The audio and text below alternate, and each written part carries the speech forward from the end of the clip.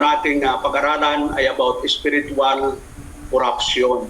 Yun. So, usong-uso na ngayon at viral na ngayon ang salitang corruption, no?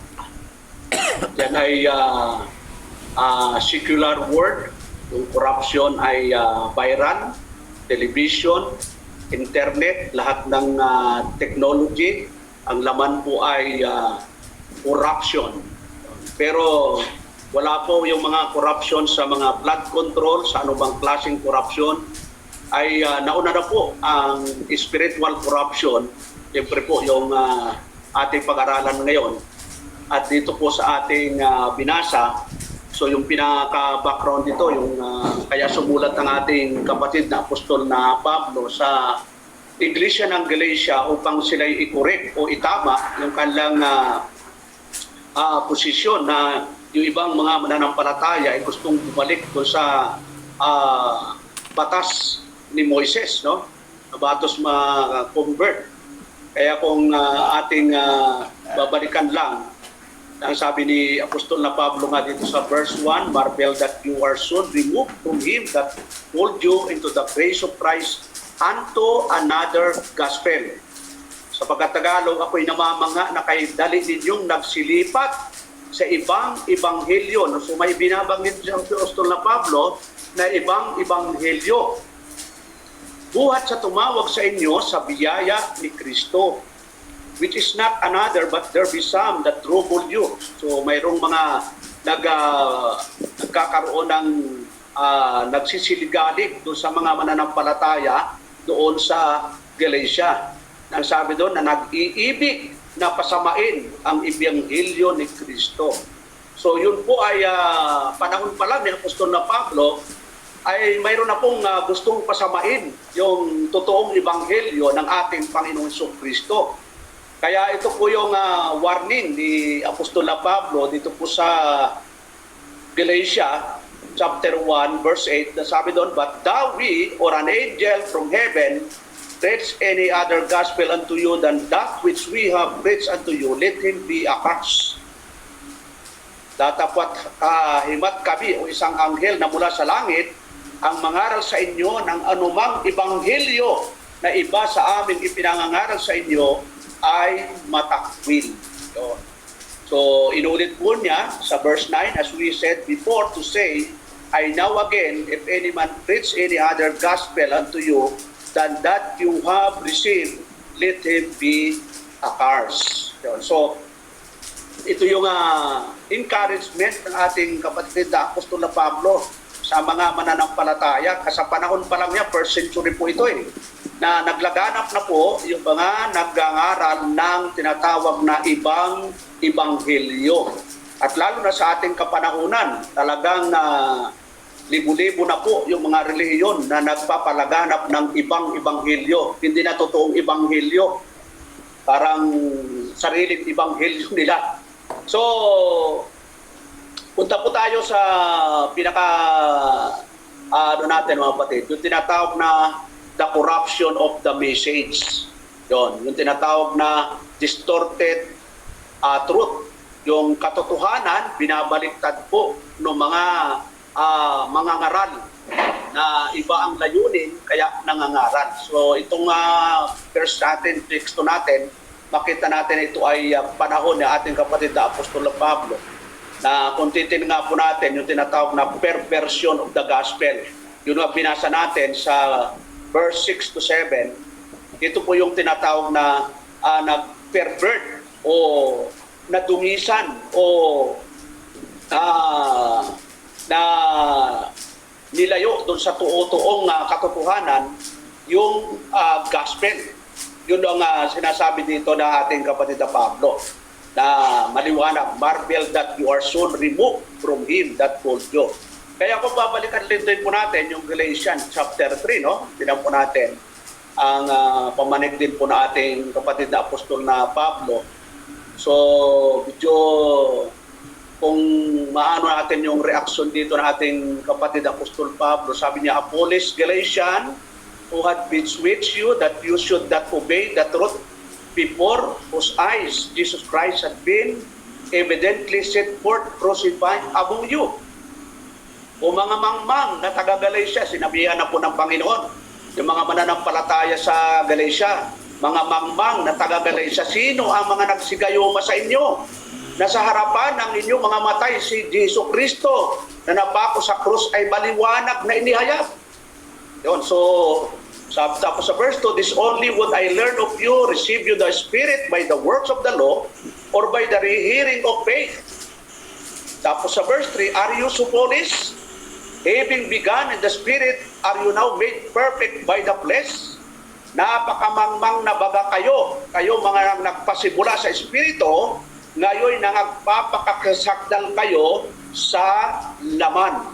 Yun. So medyo matalas po yung pananalita ng ating kapatid na Apostol Pablo sa mga mananampalataya sa Galatia. Yun. Mananampalataya na po ang sinasabihan dito mga kapatid. Hindi niya sinasabihan yung mga unbeliever. Wala ko siyang pakialam sa unbeliever. Ang concern po na ating kapatid Apostol Pablo ay yung mga mananampalataya sa Galatia na maikurik, maitama yung kanilang maling mga inaasal patungkol po sa doktrina o aral. So, tiyan po natin yung tinatawag na akars, no? Makita natin sa verse 18:9 na talagang binigyan na po ng warning, no? Na pag naiba na yung doktrina ng mga nangangaral, kaya nga warning din po ito sa lahat natin mga kapatid. Nasabi doon, but thou we, o kasabi doon, dapat kahimat kami, o isang anghel na mula sa langit ang mangaral sa inyo ng anumang ebanghelyo na iba sa aming ipinangaral sa inyo ay matakwil. So dito po, napaka-importante yung tamang pundasyon. So, yung mga ginagawa natin pag-aaral, especially yung mga doktrina, na kailangan yung ating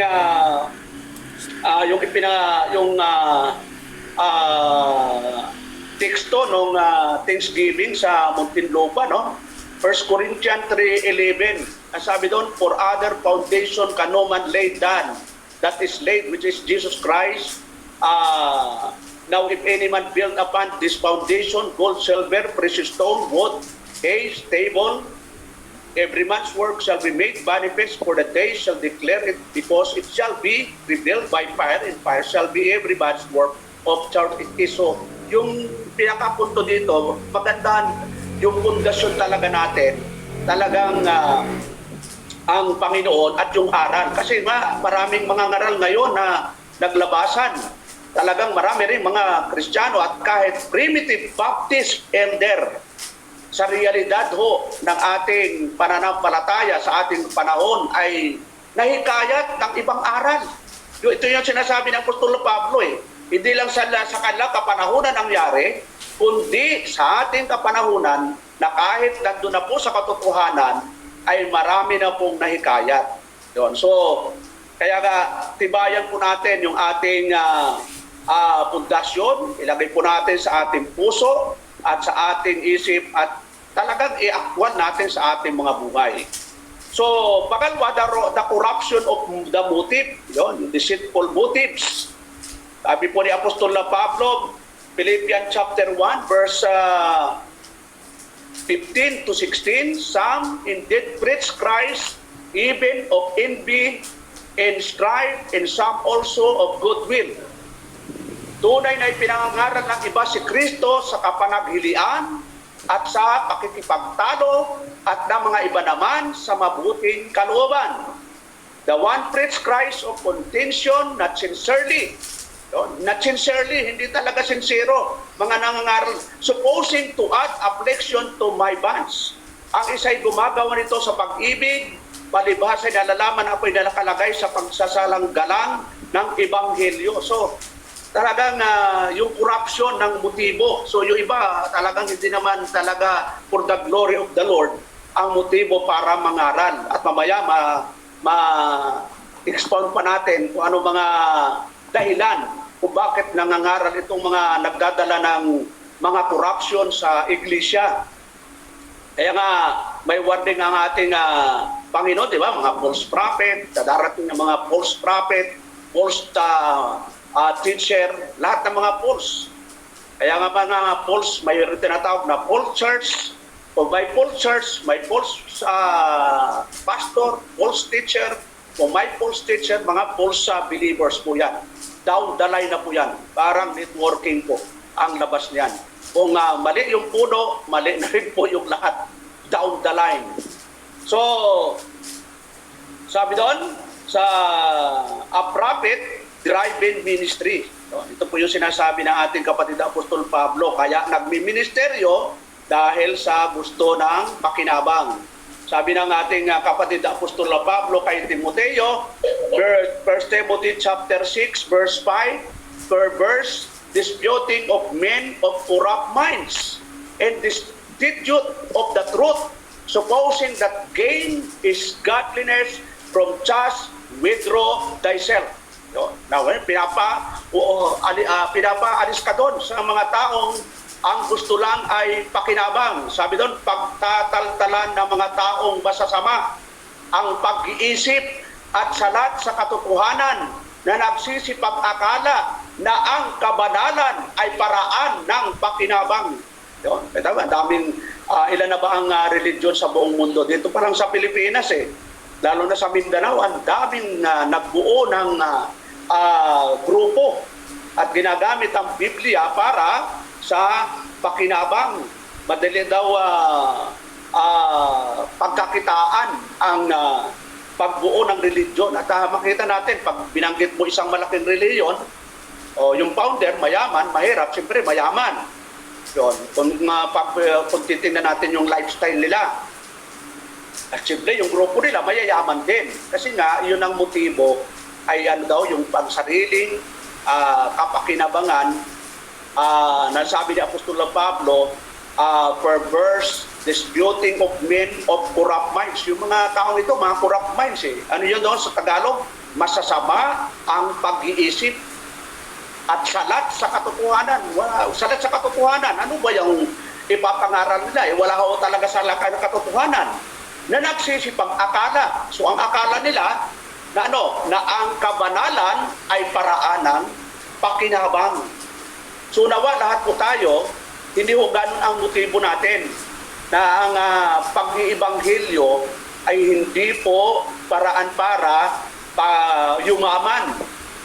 Mga apostol, ang Panginoong Hesukristo mismo mga kapatid, nung bumaba siya, mula nung siya isinilang hanggang siya po ay ipinako sa krus, nabuhay na maguli, hindi naman siya nagpasasa sa kayamanan Hindi naman siya hindi natin walang nakarecord na nagpakayaman siya. Sabi doon sa sunod po, twist doctrine. Yun to, maraming nag-twist ng doctrine. So, doktrina po, mayroon na pong doktrinang itinuro ang ating Panginoon, ang mga apostol. Pero makita natin na marami mga kapastoran, mga reliyon na ang doktrina ay talagang binabago. Kaya may warning po din po si Paul kay Timoteo nang sabi daw na the Spirit speaketh expressly that in the latter time some shall depart from the faith. Depart. So, ibig sabihin, dati nasa pananampalataya, lalayo, giving heed to seducing spirit and doctrines of devil. Ngunit hayag na sinasabi ng Espiritu na sa mga huling panahon, ang iba'y magsisitalikod sa mga pananampalataya at mga kikinig sa mga espiritong mapanghikayat at sa mga aral ng mga demonyo. Ayun, so alam natin na may tatlong klaseng aral, aral ng Diyos, aral ng demonyo at aral ng tao. So ito, espesipiko na sinabi ni Apostol Pablo na yung maraming mahihikayat at pupunta, yayakapin yung mga aral ng mga demonyo. So, ganun din po yung sulat niya sa ikalawang sulat niya kay Timoteo, sa 2 Timothy chapter 4 verse 3, na ang sabi po doon, for the time will come when they will not endure sound doctrine, but after their own lust shall they heap to themselves teachers giving itching ears. Sapagkat darating ang panahon na hindi nila titiisin ang magaling na aral, kundi pagkakaroon nila ng kati, ng tainga, ay magsisipagbunton sila sa kanilang sarili na mga gurong ayon sa kanilang sariling mga masasamang kita. Ayun, so tanda po natin sa kasaysayan, no? Lalo na po nung dumating po yung panahon ng 300 AD, na marami pong mga ministers o mga lingkod ng Diyos ang nahikayat po ni Constantine para buuin ang paganismo na reliyon dahil may offer. Kaya yung mga offer, yan ang mga nakakabagsak po ng tinatawag na paninindigan. Yung dating nananindigan, pag na-operan, nawawala na po. So, nangyari po yan sa 3rd century. Kung babaybayin po natin yung kasaysayan, so combination of the government tapos yung tinatawag na church, ang labas ay Roman Catholic. So sunod yun yung tinatawag na pride-driven mindset, yung tinatawag na self-exaltation leaders corrupt the ministry. Kapag ang isang pastor o isang leader o kahit sino man ay mataas ang pride, nagkakaroon na po ng corruption ang ministry. Yung nawawala na po yung humility, ang pinapairal na lang yung sarili niya at wala na pong tinatawag na humbleness sa bilang isang lingkod ng Diyos. Kung titignan natin ang 1 John chapter 1 verse 9 and 10, ang sabi po ni John, the beloved, I wrote unto the church, but Eutrophus, who loved to have the preeminence among them, receive us not. Ako'y sumulat ng ilang bagay sa iglesia, datapwat si Eutrophus na nag-iibig magkaroon ng kataasan sa kanila, ay hindi kami tinatanggap. Alam mo yun, no? Kasama mo sa church, kasama mo sa paglilingkod, pero mayroong kataasan, mayroong pride. At alam natin, yung pride ay isa po sa tinatawag na binibigyan ko ng warning ng Biblia kahit sa book of Proverbs. Verse 10, wherefore if I come, I will remember his deeds which he doeth, prating against us with malicious words, and not content therewith, neither that he himself received the brethren, and forbidden them that would, and casted them out of the church. Kahit kung pamarin ako ay maalala ko ang mga gawang kanyang ginagawa, na nagsasalita ng masasamang salita laban sa amin, at hindi nasisihan sa ganito, ni hindi man siya tinatanggap ang mga kapatid, at silang mga ibig tumanggap ay pinagbabawalan niya at pinalalaya sila sa iglesia. Yung trabaho nitong si Eutrophus. Mataas ang pride at tapos pinagbabawalan pa yung mga kapatihan na pumunta. Sabi doon, at silang mga ibig tumanggap ay pinagbabawalan.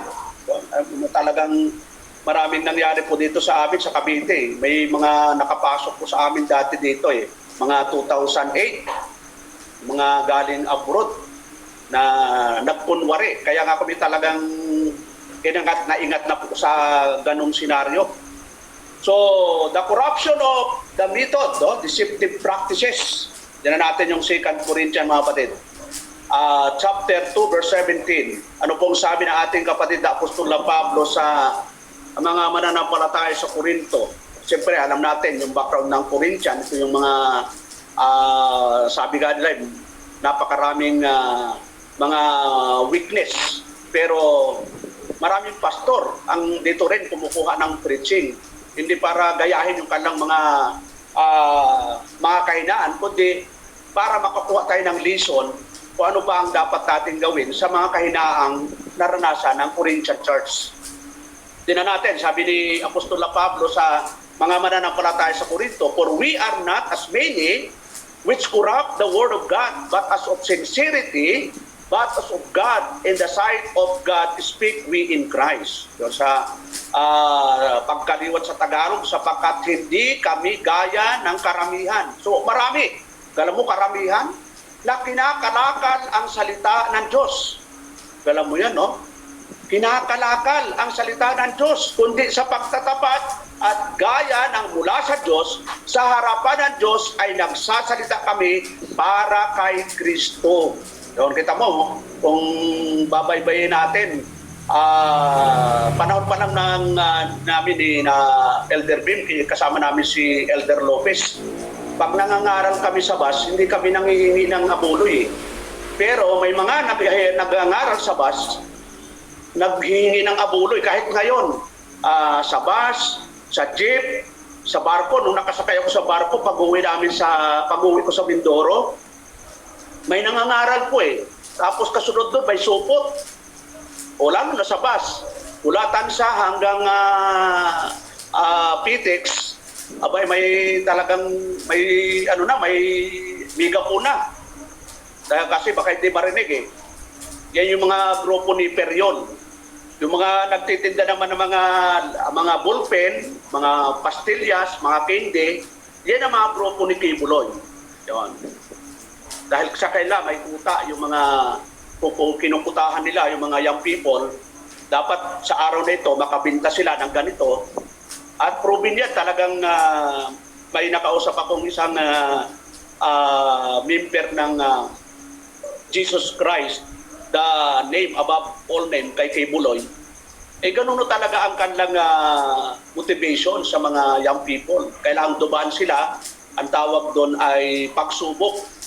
Kailangang part of evangelization. Alam mo, part of evangelization, magtitinda ka ng ballpen, magtitinda ka ng pastillas, magtitinda ka ng kung ano-anong candy, at yung kita ay doon po sa sentral nila, doon sa Davao. Ganon din yung kay Period, no? Ganon din ang motivation nila na for the glory of the Lord, pag nangaral ka, dapat manghigit ka ng abuloy. Pero sa atin po, ang pagbibigay ng offering o abuloy ay ginagawa sa local church. Yun, at ginagawa yan, hindi natin ginagawa sa labas. Yun, kung may nasiran tayo, hindi tayo mag-obligo, mag-offering ka, brad, kasi nangaral ako sa'yo. So, sabi ni Apostol Pablo, kung ulitin lang natin, but have renounced, dito po sa 2:70, that we are not many which corrupt the word of God, but as of sincerity. So dapat sinseridad po tayo na mag-ministry, mga kapatid, ng walang kapalit. Yun. Napakasarapang pakiramdam na ang motibo mo sa paglilingkod sa Diyos ay to glorify God. So maraming gamit na yung word na to glorify God. Alam mo, Pastor, ginagawa ko ito for the glory of the Lord. Kasi parang nagasgas na yung word for the glory of God, pero hindi naman sumusunod doon sa prinsipyo ng Panginoon. Para yung mga pastora, may nakausap po ako, sabi doon, alam mo, Pastor, alam ko naman hindi kayo naniwala sa pastora, pero itong ministry kong ito, ginagawa ko po ito for the glory of God. So sabi ko, paano mag-glory ang Diyos kung nilalabok mo ang kautusan ng Diyos? So dapat, para mag-glory ang Panginoon, dapat nasumusunod tayo kung anong pumadya. Kasi sabi ng ating Panginoon, kung babalikan lang po natin, Matthew 28:20, sabi ng ating Panginoon, ito yung habilin niya sa mga alagad niya, unang alagad. Wala na ho dito si Judas, patay na po. Sabi doon, teaching them to observe all things whatsoever I have commanded you. In law, I am with you always, even unto the ends of the world. Amen. So, hindi ho pwedeng lalampas tayo doon sa itinuro ng ating Panginoon. Yun at tamang pundasyon po natin, mga kapatid. So, kung pag walang command, walang example, ba't natin gagawin? Sabi doon ng Panginoon, teaching them to observe all things whatsoever I have commanded you. Lahat ang itinuro ng ating Panginoon. Doon ho tayo magbabase, hindi ho sa nararamdaman, hindi ho sa sabi-sabi, kundi sa turo ng ating Panginoong Jesucristo. Yun ang utos. Kaya mga disciple, kung titinan po natin, Ephesians 2:20, Saan ho sila sumunod? Sabi doon, in our build, sabi ni Apostol na Pablo, in our build upon the foundation of the apostles and prophets, Jesus Christ Himself, being the chief cornerstone, na mga itinayo sa ibabaw ng pinasasaligan ng mga apostol at mga propeta, na si Jesucristo Jesus din ang pangulong bato sa panunod. Kaya importante yung tamang pundasyon talaga, kapatid, in doctrines and practices na siyang itinuturo ng ating Panginoong Jesucristo. Sabi doon, verse 21, in whom all the building fellly framed together groweth unto all unholy temple in the Lord. 22, in whom you also are built together for an habitation of God through the Spirit. Napagandang verses ito. So, ang punto lang natin, mga kapatid, dahil sa mga na-encounter natin, yung tinatawag na mga corruption na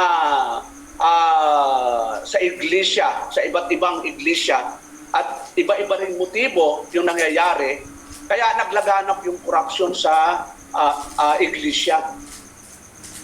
At nawa lahat po tayo, especially sa Primitive Baptist, ay talagang mag-step po tayo biblically, lalo na biblically, tapos aralin natin historically. Kasi yung iba, hindi inaral ang nag-aral sa Biblia, pero historically, yun. Kasi lahat naman sasabihin lang, alam mo, stick lang talaga ako sa Bible . Tanungin mo ang iglesia, sabihin nila, ako, stick lang talaga ako sa iglesia, sa Bible. Jehovah, kung ano yung sabi ng Biblia, lahat po yan. Pero kung babaybayin natin ang history, halimbawa, ang Jehovah Witnesses, kailan ba naitatag yan? 18th century. Ang Mormons, 18th century. Ang Iglesia ni Cristo, 1914. So malalaman mo, pati kung saan sululubitaw, kung anong taon, pati doktrina nila, doon na buo din. So kailangan pag-aralan din po natin, unang-una ang Biblia, pangalawa yung kasaysayan. At tayo po, bilang tayo po ay nanggaling sa iba't ibang grupo at nandito na po tayo sa Primitive Baptist, kailangan pagtyaga natin aralin unang-una yung doktrina, lalo na po yung sovereignty of God, yung about the 5 phases of salvation, about the purpose of the gospel, about the eschatology. So, yung iba nagkakasabit-sabit pa dyan, yung eschatology. Yung ibang grupo naniniwala pa sa millennium, coming millennium. Tayo po, nasa tinatawag pa na millennium na po tayo. Ibig sabihin, ang Panginoon ay nag-ahari na po sa atin. Hindi na tayo mag-iintay ng panibagong, tinatawag na 1,000 reign of Christ. So isang topic po yan, tinatalakay lang po natin kasi nga marami yung mga manangaral na ang sabi doon, for we are not as many which corrupt the word of God but as of sincerity. Doon po tayo sa sincerity. Kung itinuro ng Panginoon, itinuro ng mga apostol at sa kasaysayan makikita natin, doon po tayo pumirmi. So, doon po tayo sa tinatawag na manipulating style. Ito, marami ho talagang nagmamanipulate yung mga estilo nila. 2 Peter chapter 2 verse 3, ano pong sabi ni Peter? In true covetousness shall they with vain words make merchandise of you, whose judgment now of a long time lingereth not, and their damnation slumbereth not. Ano sabi sa Tagalog? At sa kasakiman. Yung covetousness sa Tagalog po yun, kasakiman. Sa mga pakunwaring salita ay ipangangalakal kayo na ang hatol nga sa kanila mula ng una ay hindi nagluluwag at ang kanilang kapahamakan ay hindi nagugupiling. So mayroon po talaga na yung mga ngaral na ang sabi ni Peter ay sabi doon, true covetousness. At ito rin po yung sabi niyang ating kapatid na apostol na Pablo kay Timoteo sa 1 Timothy chapter 6. Tinan po natin. Tinan natin yung verse 6, no? Sabi ni apostol na Pablo, but godliness with contentment is great gain.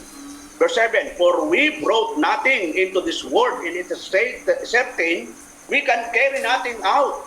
Verse 8, in having food and raiment, let us be therewith content.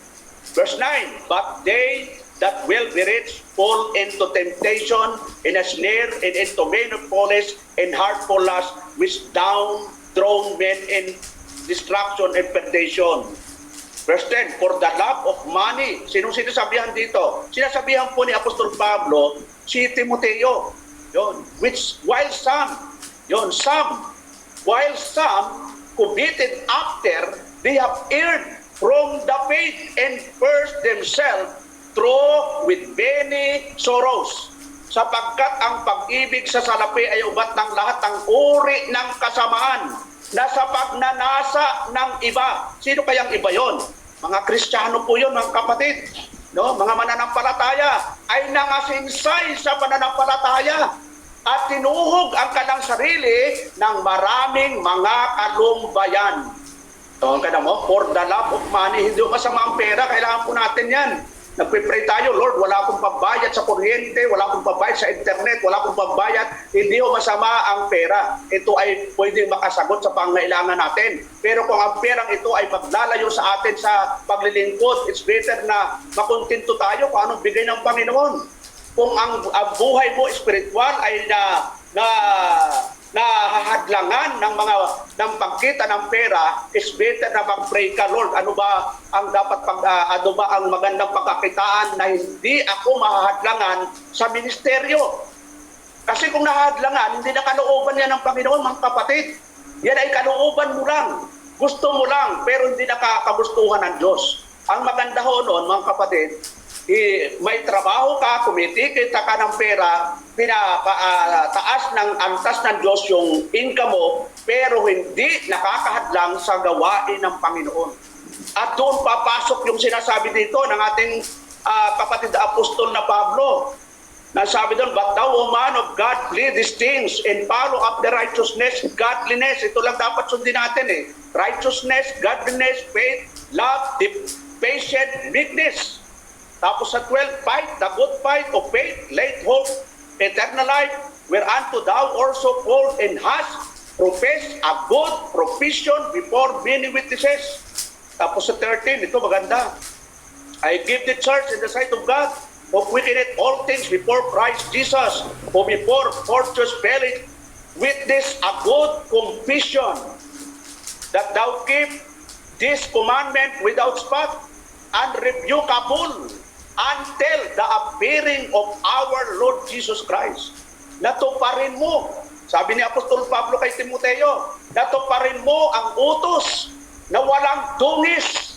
Ay pag sinabing walang dungis, talagang diretso ka, talagang ginagawa mo yung kalooban ng Panginoon ng walang reservation, walang ay tika muna, saka na lang, bukas na lang. Bakit? Alam ba natin may bukas pa tayo, kapatid? Alam ba natin yung bukas kung anong mangyayari kung buhay pa tayo? Kung anong oportunidad ang magagawa natin sa araw na ito, gawin na po natin ng 100% dahil hindi nga natin alam kung anong mangyayari sa hinaharap. Wala akong nakakasiguro na buhay pa tayo. Sabi doon, tuparin mo ang utos na walang dungis, walang kapintasan hanggang sa pagpapakita ng ating Panginoong Kristo. Which in this time he shall show the blessed and only potentate, the King of kings and Lord of lords, who only had immortality, yung ating Diyos, and the light which no man can approach, and to whom no man had seen, nor can see, to whom be honor and power everlasting. Amen. So ito po yun. Kung tayo'y pinagpala ng Diyos, mga kapatid, huwag nawang makurap yung ating kaisipan, yung ating puso. Huwag nawang malawala tayo sa paglilingkod. Ito yung sabi ng ating kapatid Apostol Pablo sa mga pinagpala ng Diyos at tawa, lahat tayo pagpalain. Pero ito po yung sabi ng ating kapatid Apostol Pablo. Sabi doon, charge them that are enriched in this world, that they be not high-minded, nor trust in uncertain riches, but in the living God who giveth us richly all things to enjoy. Ang mayayaman sa sanlibutan ito yung mga Kristiyano po yun na mayayaman, ay pagbilinan mo na huwag magsipagmataas ng pag-iisip. Yun kasi minsan nagbabago ang pag-iisip pag pinagpala ng Panginoon eh. Sabi, alam mo Pastor, pag pinagpala ako ng Diyos, talagang magiging tapat ako sa Panginoon. Nung pinagpala ni Hilo, ayaw na makipag-communicate sa pastor. Kala nila, yung kanilang pinagpala, uobligahan sila ng pastor. Hindi po mga kapatid eh. Individual po ang obligasyon natin sa Diyos. Nangangaral lang ang pastor, pero tayo po lahat ay may dapat maging tapat sa Panginoon bilang tayo po'y stewards ng Panginoon. At sabi doon, at huwag umasa sa mga kayamanang di nananatili. Yung mga yaman natin, yung material mga kapatid, hindi nananatili yan.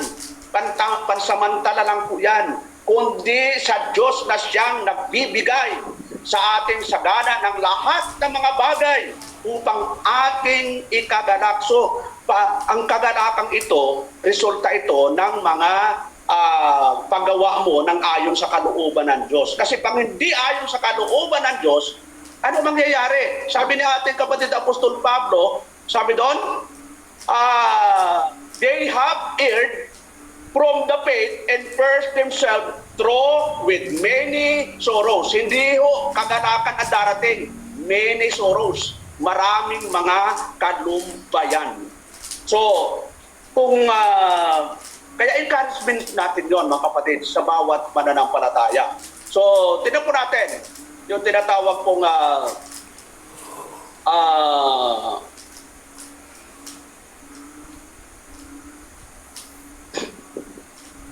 yung corruption of the ministers. Yun na natalakay na po natin. So, yung panghuli, yung tinatawag na the corruption of the evangelism. Yun. So, yung purpose nga po, no? Titingnan natin yung purpose. Mayroong tinatawag na, kaya nag-iibanghilyo, yung tinatawag na pag-iibanghilyo nila, iba ho yung purpose eh. Anong purpose? Para patanggapin sila sa Panginoon para magkaroon ng buhay na walang hanggan. So tandaan po natin, ang purpose talaga natin para tayo'y magkaroon nag-iibanghelyo ay hindi para bigyan sila ng buhay na walang hanggan. Wala ho tayong kakayanan mga kapatid. Bakit to? Yung tinatawag na buhay na walang hanggan o eternal life ay sa Diyos lang po natin makukuha yon at ang Diyos ang may gawa nun. Then yung purpose of unproper evangelism, yung tinatawag na relying on human-made institution. Yun, nagbubuo sila ng mga organisasyon, institution, para yung mga tao daw, pag pumasok doon, makarinig ng salita ng Diyos, ay maligtas sila eternal. Pangalawa, believing the gospel regenerates. Yun, pag naniwala sa gospel, mabuborn again sila.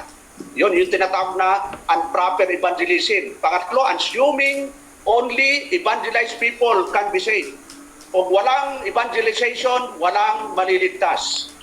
Yun, making salvation dependent on a free will decision. Ito yung mga unproper, mga corruption sa evangelism. So tayo po, sa True Church, naniwala tayo sa tinatawag na God's rule, sovereign rule in salvation and the manner of evangelism.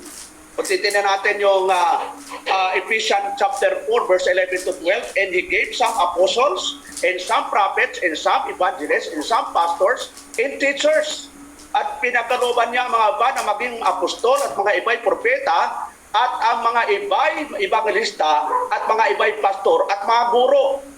Ano ang purpose? Hindi para iligtas ang mga tinuturuan eternally.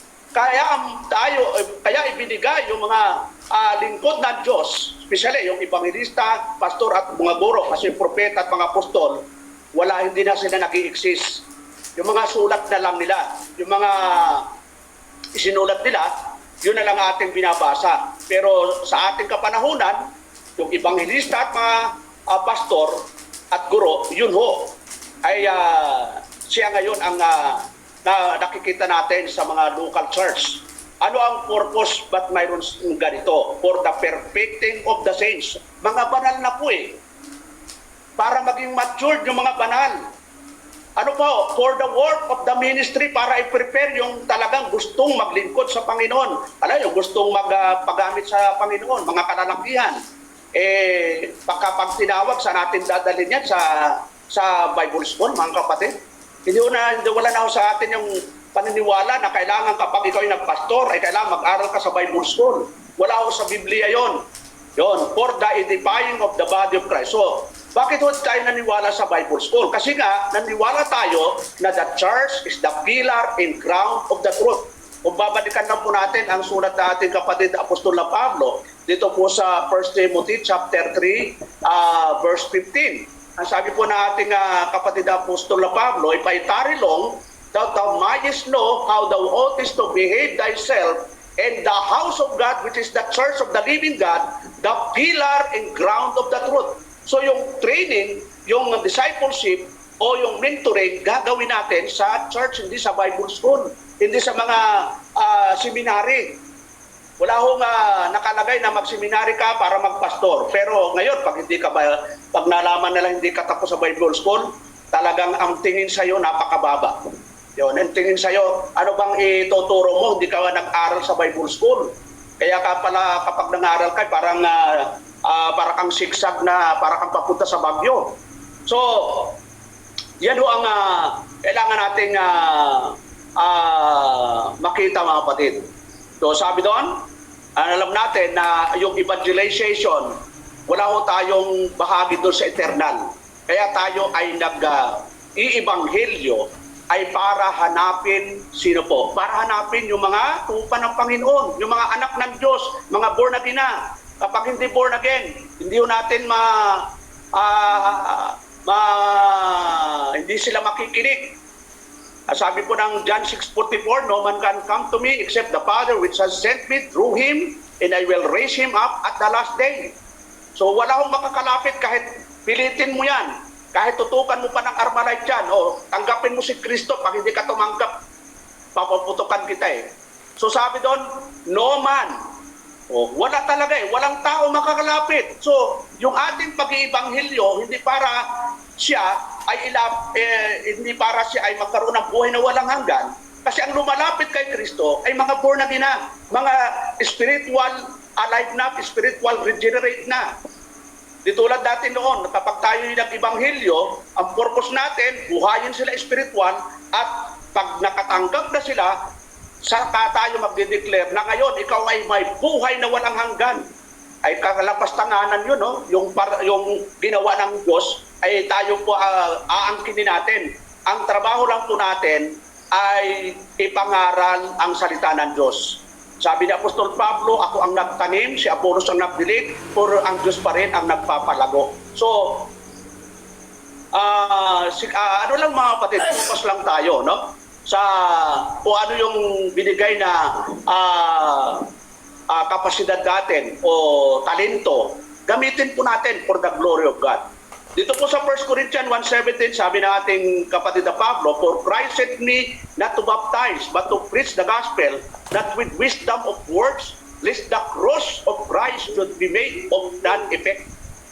Sapagkat hindi ako sinugo ni Kristo upang bumautismo, kundi upang mangaral ng Ibanghilyo, hindi sa karunungan ng mga salita, baka mawala ng kabuluhan ang krus ni Kristo. So, yung ipapangaral, yung naituro na ng ating Panginoon. Hindi tayo bubuo ng panibagong aral na nangyari po sa Book of Galatians. 2 Corinthians chapter 4 verse 7, but we have this treasure in earthen vessel, that the excellency of the power may be of God and not of us. Ngunit taglay namin ang kayamanang ito sa mga sisidlang lupa, upang ang dakilang kalakhan ng kapangyarihan ay maging mula sa Diyos at huwag mula sa aming sarili. Kaya hindi dapat talaga naitataas yung sarili natin. Dapat ang naitataas po sa ating mga pagmiministeryo ay ang ating Panginoon na siyang founder ng iglesia, siyang owner, siya yung ating redeemer, siya ang ating mabigyan ng kaluwalhatian sa ating mga buhay, mga kapatid. Kung titignan natin, sabi doon, Paul declared the salvation from sin by grace alone. So yun ay ipapangaral natin. Yung grace alone. Biyaya lang tayo talaga naligtas. The scripture says that this is a finished work that Christ finished upon the cross.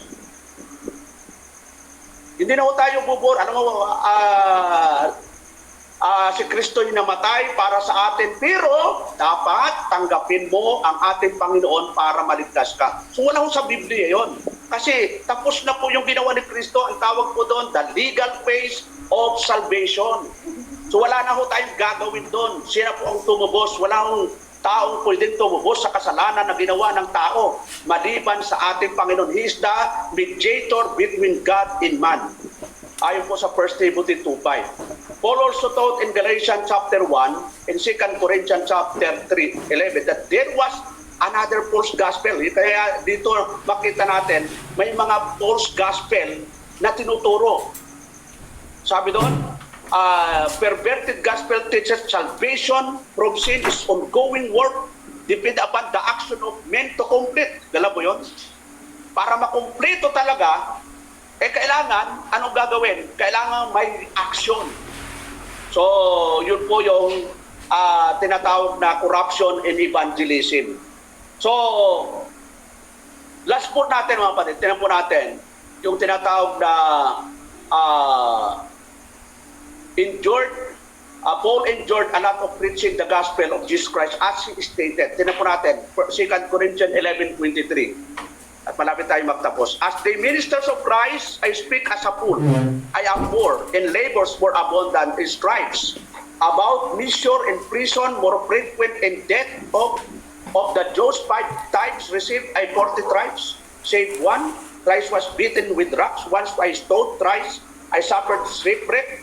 A night a day I have been in deep, enduring open in perils of water, in perils of traverse, in perils by my own countrymen, in perils by heathen, in perils in the city, in perils in the wilderness, in perils in the sea, in perils among false brethren. Yun. False brethren, mayroong mga false brethren, and weariness, and faithfulness, and watching open, and hunger and thirst, and fasting open, and cold and nakedness. Ito yung naranasan ni Apostle Pablo. Beside those things that are without, that which cometh upon me o daily, the care of all the churches. Ito yung tinatawag na endurance o naranasan na pag-iibanghilyo na ating kapatid na apostol na Pablo. So marami po yan. Pero punta po tayo doon sa sinasabi na ating Panginoon sa last point natin. Sabi doon sa Matthew 9:35, and Jesus went about all the cities and villages teaching in their synagogues. Yun ang ating Panginoon mismo. And preaching the gospel of the kingdom and healing every sickness and every disease among the people. But when he saw the multitude, he was moved with compassion on them because they fainted and were scattered abroad as sheep having no shepherd. Then said he unto his disciples, the harvest is truly plenteous, but the laborers of you. Pray you therefore the Lord of the harvest that He will send forth laborers into harvest. Tingnan po natin mga kapatid. Dito po sa pagbiministro rin natin, siyempre po pag ang local church po ay mayroon tatlong karakteristik po yan. Tinatawag pong the church, tinatawag na self-governing. Kaya nga wala tayong hierarchy. Pwede tayong magtulungan, pwede tayong mag-fellowship, pero yung pag-gobyerno, hindi natin pinapakialaman yung bawat local church eh. As long na siya ay na-constitute, talagang independent siya, tinatawag na autonomy, self-governing, pangalawa self-supporting, pero hindi naman bawal na suportahan natin kung alam natin yung local church na yon ay kailangan suportahan katulad ng ginagawa ng iglesia ng Macedonia sa Jerusalem nung nagkaroon ng tinatawag na matinding kahirapan sa iglesia sa Jerusalem. Tumulong po ang Macedonian Church kasi yung mga iglesia doon na nag-exist. So, dito po, at yung pangatlo, yung tinatawag na self-propagating. So ito yung ating pag-igihan mga kapatid, ito yung pagpili natin na talagang magamit tayo ng Diyos dahil nga yung corruption na sa kapaligiran natin, laganap hindi lang korupsyon sa flood control, hindi lang sa korupsyon sa mga tulay, hindi lang korupsyon sa paggawa ng mga building, is lalo na po sa reliyon, ang daming korupsyon. Na ito ang dapat tayo, na sa katotohanan, tayo ang masipag. Sabi nung isang nakausap ko, na isang Pentecostal, bakit yung ibang Primitive Baptist, kung kailan naging tama, parang naging tamad sa evangelism. Hindi tayo agad sa evangelism ang kapatid. Lalo natin si Pagan ang pag-ibanghelyo dahil maraming tupa. Sabi nga natin, Panginoon, kung babalikan lang natin, sabi doon, sa kauliran, the harvest truly is plenteous, but the laborers are few. Kakaunti yung manggagawa. At yung ibang manggagawa na nahikayat na ibang aral, nalayo na po. Kaya sabi doon, pray you therefore the Lord of the harvest, that He will send forth laborers into harvest. Kaya, yun, in-encourage natin mga kapatid, na it's time na talagang tayo po bilang mga local churches na nag-exist, kailangan may opportunity. Sabi nga na ating kapatid Apostol Pablo, dito tayo magtatapos. Sabi ni, dito po sa chapter 6 verse 9, sabi doon, let us not be weary in well-doing, for in due season we shall reap if we faint not. At huwag tayong mga pagod sa paggawa ng mabuti, sapagkat sa kapanahunan ay magsisipag-ani tayo kung hindi tayo mga imago. So, yan lang po at salamat po at tayo po'y manalangin. Salamat po Lord sa gabi ito, sa iyong kabutihan, sa iyong biyaya. Salamat po Diyos sa mga aral mo, lalo na po sa pagtalakay po ng tinatawag na spiritual corruption na nangyayari po sa aming kapaligiran. Nawa po kami pong mga nasa katotohanan ay tumayo sa panindigan, unang-una sa doktrina, pangalawa po sa mga tinatawag pong practices na tinabuyod unang-una ng Panginoon, ng mga apostol at ang unang mga lingkod mo Lord. Salamat po Diyos sa gabi ito, sa mga natitira pa po na mong oras, kayo po ang maunat gumabay sa pangalan ni Jesus. Amen and amen.